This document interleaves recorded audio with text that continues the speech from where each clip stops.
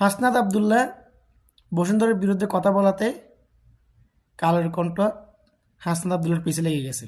শুধু কালের কণ্ঠ লাগেনি, টোটাল 5টা মিডিয়া তার পিছে লেগে গেছে। এই মিডিয়াগুলো, এই কালের কণ্ঠ সয় যে মিডিয়াগুলো আছে তারা হলো একটা দালাল।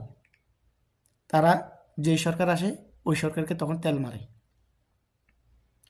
কিন্তু এই মিডিয়াগুলো এটা বোঝে না যে সরকার কার মাধ্যমে আসে, জনগণের মাধ্যমে সরকার আসে। তাহলে সমস্ত কিছুর ক্ষমতার উৎস হলো জনগণ। আমরা জনগণের পক্ষে নিউজ করি। যে জনগণ এত পাওয়ারফুল একটা সাবেক প্রধানমন্ত্রী শেখ হাসিনাকে দেশ থেকে বিতাড়িত করছে বাংলাদেশের জনগণ, তাহলে ওই জনগণ আমাদের কালের কণ্ঠর মতন মিডিয়াকে তুড়ি মারি দেশ থেকে উড়ে দিতে পারে, এটা কোনো একটা ব্যাপার না।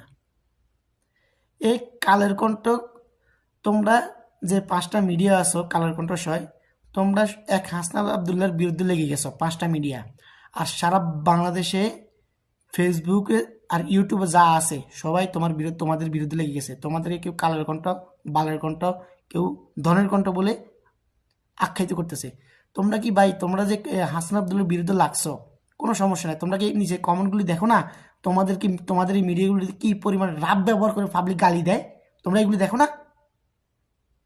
শালা ইন্ডিয়ার দালাল কোথাকার।